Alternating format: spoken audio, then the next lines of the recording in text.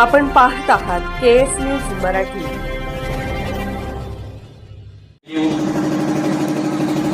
भाग्यश्रीताई तेली, माननीय बनगर काकू आपल्या पंचायत समिती गणाच्या उमेदवार आणि अराणीताई ज्या दादर बोबलात पंचायत समिती गणाच्या उमेदवार आहेत, त्या सर्वांना तुम्ही निवडून द्यावं हे सांगण्यासाठी उपस्थित डॉक्टर रवींद्र हळदी साहेब, नगराध्यक्ष दस नगर परिषद, माननीय विठ्ठल बापू, माननीय सोमन आके साहेब, माननीय सदाशिव माळी साहेब, माननीय गोवाळे साहेब, डॉक्टर हेट्टी, या गावच्या आपल्या सरपंच माळीताई, अन्य व्यासपीठावरील सर्व मंडळी, सर्व गावचे सरपंच, गुळाळवाडी असेल, अक्कलकी असेल, गुड्डापूर असेल, नंतर वसपेटचे सरपंच आहेत, सर्व पदाधिकारी, लकडेवाडीचे सरपंच, तिथले सर्व पदाधिकारी आणि माडगाव गावातील लिंबाची माळी असतील, अन्य सगळी मंडळी असतील।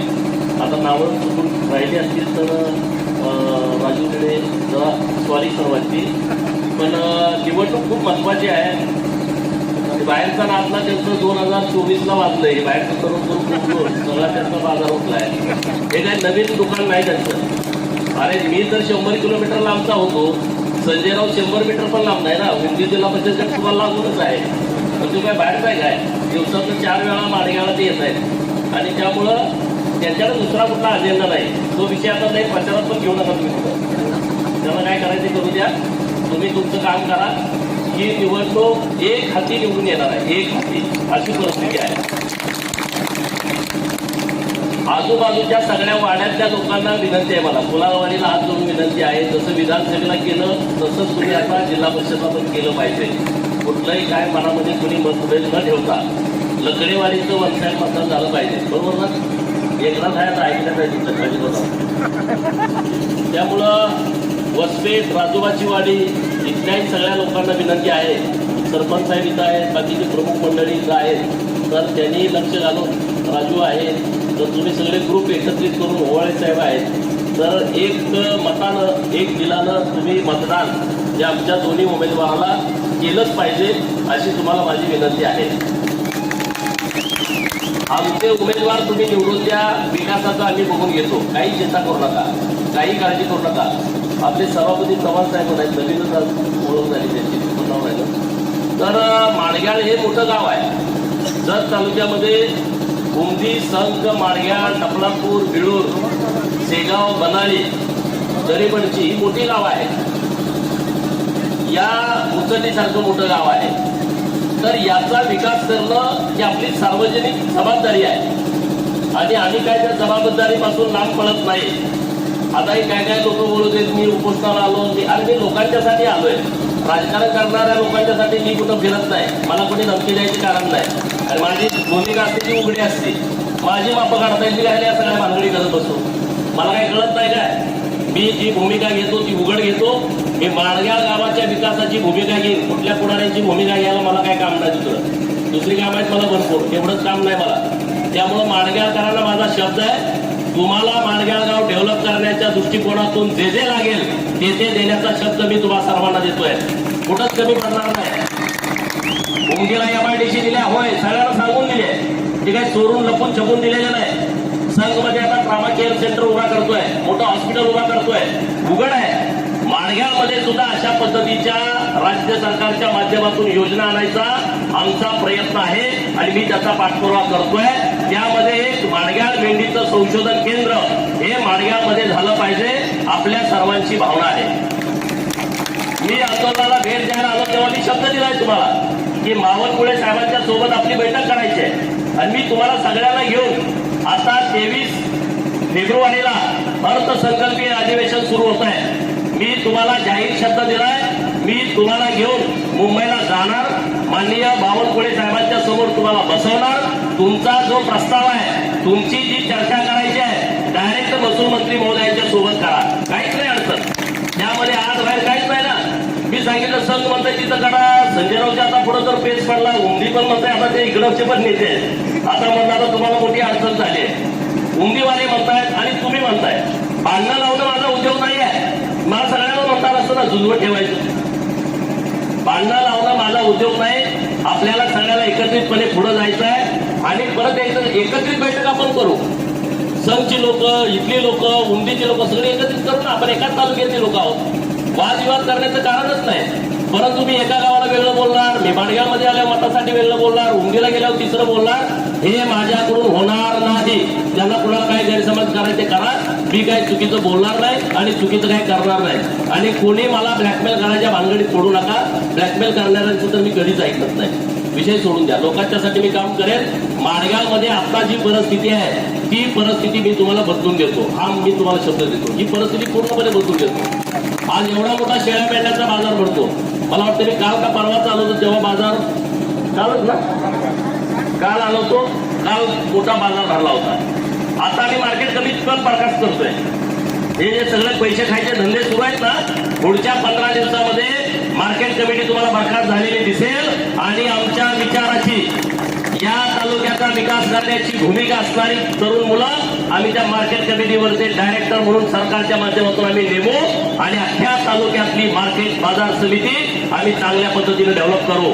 मार्केट कमिटी जेव्हा जतची होईल तेव्हा पहिला आमचा प्रयोग आहे, जतमध्ये घोड्यांचा मोठा बाजार आम्हाला भरवायचा आहे. महाराष्ट्रातले आणि देशातले घोडे व्यापारी हे जतला आले पाहिजे. आणि मी तुम्हाला जाहीरपणे शब्द देतोय, ते काम आम्ही या वर्षी करणार. घोडे बाजार भरवणार.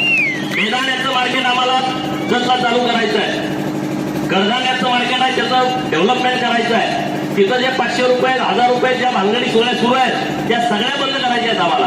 हे काही खाबुगिरीचं ठिकाण नाही. मार्केट कमिटीमध्ये शेतकऱ्यांचं हक्काचं ठिकाण आहे. आणि ते कुणाचं दलालीचं केंद्र, भ्रष्टाचाराचं केंद्र होताना आम्ही अजिबात बघणार नाही. आणि त्यामुळं आमच्या डोक्यामध्ये काही विषय आहेत तालुक्यासाठी. डेव्हलपमेंटच्या हिशोबात आमचे विषय आहेत आणि ते विषय घेऊन आम्ही पुढे जाणार आहे.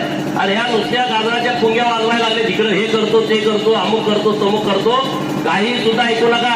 तुम्हाला प्रत्येक गावाला जर विकास पाहिजे असेल, तुम्ही सगळे भारतीय जनता पार्टीच्या सोबत आहात. आता पण मोठ्या ताकदीने तुम्ही सोबत राहा, मोठ्या ताकदीने.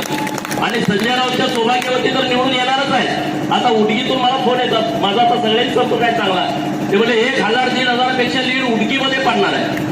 1000-3000 पेक्षा लीड उडगीत जर पडणार असेल. माणगाव गावामध्ये जी आता चर्चा केली, म्हणजे कुणी काय जरी केलं, माणगाव गाव मोठ्या फरकानं हे भाजपच्या बाजूने जाणार आहे. गुलाबवाडीची परिस्थिती तुम्हाला माहित आहे, लकडेवाडीची परिस्थिती माहित आहे, वसपेटची परिस्थिती माहित आहे.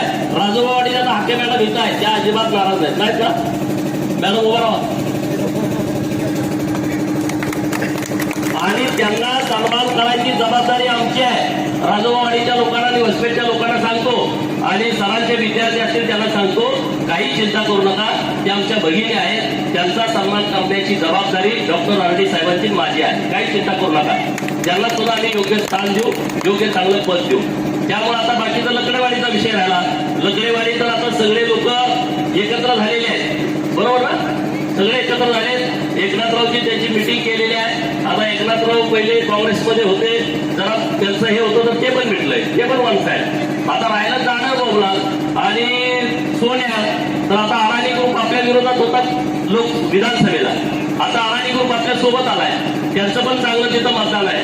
आणि लोक आता घ्यायची कमी झाले, ते दादागिरी अमुक तमुक फलानं. हा पण आपला पण गडी स्ट्रॉंग आहे ना, त्यामुळे तिथं तसं वातावरण आहे. त्यामुळे जाधव बोबलांमध्ये जरी आम्ही मागे राहिलो तेवढ्या मताने आम्ही मागे राहत नाही. सोन्यावरती परिस्थिती पूर्णपणे बदलली. शिदूर पुजारी आहे ना, बरोबर? तुम्ही काय टेन्शन मध्ये नाही ना? सोन्यामध्ये पण काँग्रेसवाल्यांनी प्रवेश केलाय. त्यामुळं सगळीकडचं वातावरण पूर्णपणे बदललेलं आहे. काही चिंता करण्याची आवश्यकता नाही. गुड्डापूर आणि अंकलगी तर डॉक्टरांची जन्मभूमी आहे. आणि गुड्डापूरच्या दानम्मा देवीचा आशीर्वाद तर आम्हालाच आहे ना. आम्ही तिथं सगळे 5 कोटी रुपयाचं काम केलेलं आहे.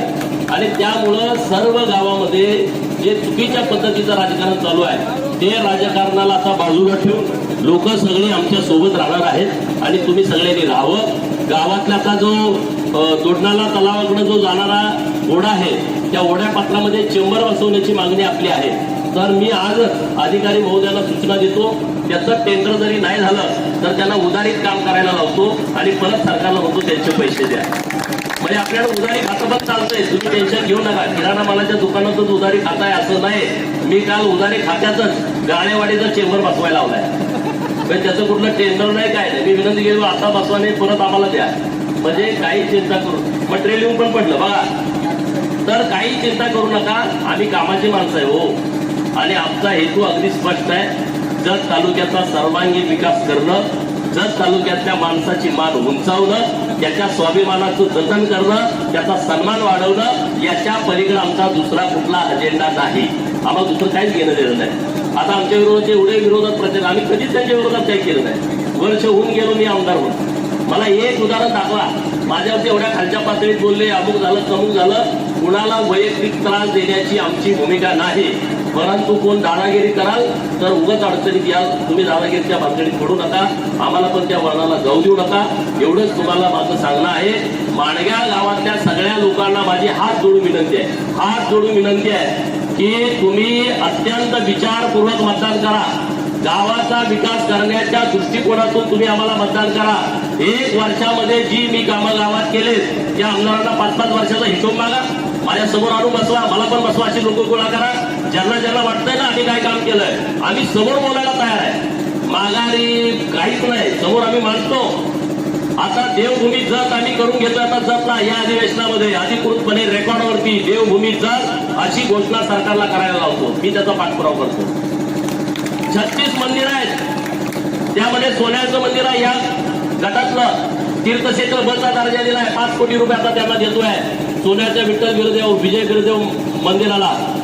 इकडं आमचं कुलावाडीमध्ये खंडोबाचं म्हातारबा देवाचं मंदिर आहे. त्या मंदिराला 5 कोटी रुपयाचा निधी देणार आहे. कुठल्या आमदारांना निधी दिला मला सांगा. त्या मंदिर आता झालेत, मंदिर ह्याच्या अगोदर नव्हते, आमदार नव्हते, सरकार नव्हतं, ग्रामविकास खातं नव्हतं. अडचण काय होती? एका मंदिराला त्यांनी निधी दिलेला दाखवा. बनाळीच्या बनशंकरी मंदिराला 5 कोटी रुपयाचा निधी दिलाय. दानम्मा देवीचं जन्मगाव उमराणी, त्या उमराणीच्या देवाला तीर्थक्षेत्र बचा दर्जा दिलाय. आता मी 5 कोटी रुपये तिथं देतोय. बिळूरच्या काळ भैरवाला 5 कोटी रुपयाचा निधी दिलाय. आता मुचंडीचे दोन्ही मंदिर दर्याबा देव आणि रामेश्वर देव, दोन्ही देवाला 5-5 कोटी रुपये मंजूर केले. तीर्थक्षेत्र बचा दर्जा दिलाय. फलाटीच्या लक्ष्मी देवाचं मंदिर तीर्थक्षेत्र ब मध्ये घातलंय, तिथं 5 कोटी रुपयाचा निधी देतोय. तिकडं ब्रह्मनाथाचं मंदिर डोरलीचं, त्याला तीर्थक्षेत्र बचा दर्जा दिलाय. भिवर्गीच्या बेवळण क्षेत्राचं मंदिर, त्याला 5 कोटी रुपयाचा निधी देतोय. एका वर्षामध्ये 9 मंदिरांना मी 5-5-5-5 असे 45 कोटी रुपये देतोय. 50 वर्षात कुणी दिलेत का? हिशोब सांगा मला. 50 वर्षामध्ये. आणि राहिलेल्या सगळ्या मंदिरांना, अंबाबातेचं मंदिर आहे असं यांचं माने साहेबांचं म्हणणं आहे, त्याला मी जिल्हा नियोजनमधून पैसे देतो. हे जे मंदिरं घेतलेत, लक्षात घ्या, जिथं 1 लाखापेक्षा जास्त 10 लाखापर्यंत लोक येतात अशीच मंदिरं घेतलेत, ज्यांचा तीर्थक्षेत्र ब मध्ये समावेश होतो. अशी 36 मंदिरं आपल्या तालुक्यात आहेत. आणि याचा अभिमान आपल्याला असला पाहिजे.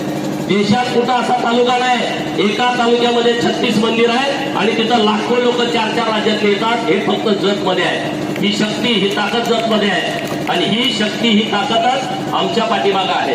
आम्हाला आशीर्वाद देईल तुमच्या माध्यमातून, तुमच्या रूपानं. आणि संजय तेलींच्या सौभाग्यवती या 2-3 हजार मताच्या फरकानं निवडून येणार आहेत. ही आजची परिस्थिती आहे. काही त्यांना काय करायचे करू द्या. हो, पण काय तुम्ही करा, अजून आठवडाभर तुमच्याकडे वेळ आहे. आमच्या इथं एकनाथरावच्या मातोश्री उभ्या आहेत, तिकडे अराणी साहेबांच्या सौभाग्यवती उभ्या आहेत. आमचे उमेदवार एकदम निष्कलंक आहेत, लोकांची कामं करणारे आहेत, लोकांना दाब देणारे, लोकांना त्रास देणारे आमचे उमेदवार नाही आहेत. आणि त्यामुळं अत्यंत अधिकारवाणीनं मी तुम्हाला सांगतोय, विनंती करतोय तुमच्याकडं की भारतीय जनता पार्टी शिवाय आपल्या तालुक्याचा विकास होणे नाही. आपल्या तालुक्याचा सर्वांगीण विकास करायचा असेल तर तुम्ही ताकदीनं आम्हाला आशीर्वाद द्या. पुढच्या 5 वर्षामध्ये आम्ही राहिलेली सगळी कामं आम्ही तुम्हाला करून दाखवू, हा शब्द मी तुम्हाला देतोय. मागं तुम्हाला पाणी जोडणारा तळा मागा मी भरून गेला. मागच्या 2-3 महिन्यामध्ये उमदीपर्यंत आम्ही पाणी सोडलं. उमदीचे सगळे शेतकरी द्राक्ष बागायतदार खुश झाले, सोनलगीपर्यंत. आता तिकडची लाईन आम्ही डिसेंबर पर्यंत काम पूर्ण करतोय. संघच्या तलावामध्ये डिसेंबर 2026ला आम्ही पाणी सोडतोय.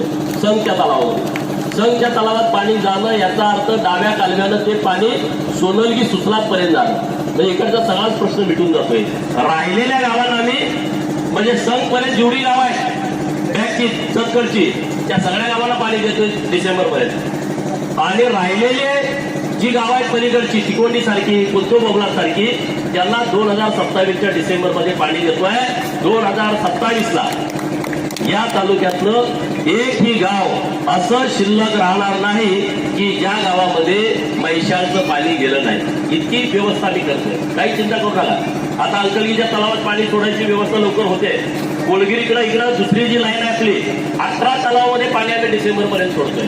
नियोजन केलं आम्ही प्रत्येक गोष्टीचं, कुठल्या तलावात, कुठल्या पाजर तलावात, कुठल्या साठवण तलावात, अशा 18 तलावामध्ये डिसेंबर पर्यंत पाणी सोडतोय. 2024च्या विधानसभेला आम्ही तुम्हाला शब्द दिला, तुम्ही आमच्या सोबत या. 2029ला म्हैसाळच्या योजनेचा प्रश्न हा प्रचाराचा मुद्दा असणार नाही. भाषणात कुणी घ्यायचंच नाही. म्हैसाळचं पाणी द्या, आम्हाला पाईपलाईन द्या, आम्हाला चेंबर द्या, हे सगळं बंद. गेले 25-26 वर्ष ह्याच्यावरती दुकान चाललंय. तो विषय आपल्याला पूर्णपणे बंद करायचा आहे आणि तिथून पुढे आपल्याला जायचं आहे. आता ट्रान्सफॉर्मरचा विषय, मी आमदार म्हणून इकडे होण्याच्या पूर्वी एक महिना टीसी मिळत नव्हते. तुम्हाला मिळत होते का? टीसीच्या ग्रुपवर ते प्रत्येकाकडून 500 रुपये घ्यायचे. कोण घेत होतं? प्रत्येकाचे 500. 40 लोक असतील, 15 लोक असतील, 50 लोक असतील. परत ते टीसी आम्हाला गाडी भाड्यानं करायची, गाडी पाठवायची, परत त्या गाडीचं भाडं भरायचं. मी आमदार झाल्याच्या नंतर आधी 6 महिने तुम्हाला टीसीला कोणी पैसे मागितले का? जोरात बोला. नाही मागितले. तुम्हाला गाडी भाड्यानं करावी लागली? नाही लागली. तुम्हाला टीसी तुम्ही मला सांगितल्याच्या नंतर दुसऱ्या किंवा जास्तीत जास्त तिसऱ्या दिवशी येऊन बसते की नाही? मग कसं काय बदल झाला? माझं काय टीसीचं दुकान आहे का काय? हे सरकारचं होतं, करणारा माणूस तुमच्याकडे नव्हता. आता मी तुम्हाला सांगतोय 500 टीसी नवीन लागणार आहे जत तालुक्याला आणि निरंतर मधून ते सगळेच्या सगळे टीसी मी देवा भाऊच्याकडून आणणार आहे. तुम्हाला परत टीसी मागायची गरजच भासणार नाही. एक ना अनेक विषय आहे. पुढे अजून 13 गावात जायचं आहे. अचानक आम्ही संध्याकाळची सभा, संजयराव म्हणले तुम्ही आताच आले पाहिजे आणि बेवर्गीची सभा सोडून आम्ही इकडे आलोय. पण इथलं सगळं वातावरण बघितल्याच्या नंतर 1,00,000% आपले बीजेपीचे तिन्ही उमेदवार निवडून येणार आहेत यावरती शिक्कामोर्तब झालंय. म्हणून तुम्ही गाफील राहू नका. पुढचे 5-6 दिवस आपल्या हातात आहे. वेळ द्या, लोकांच्या मध्ये जावा, लोकांना आपली भूमिका समजावून सांगा आणि आपल्या सगळ्या उमेदवारांना मतदान करण्यासाठी लोकांना विनंती करा. एवढंच या निमित्तानं बोलतो आणि थांबतो. जय हिंद, जय महाराष्ट्र. KS न्यूज मराठी चॅनलला लाईक करा, शेअर करा आणि सबस्क्राईब करा.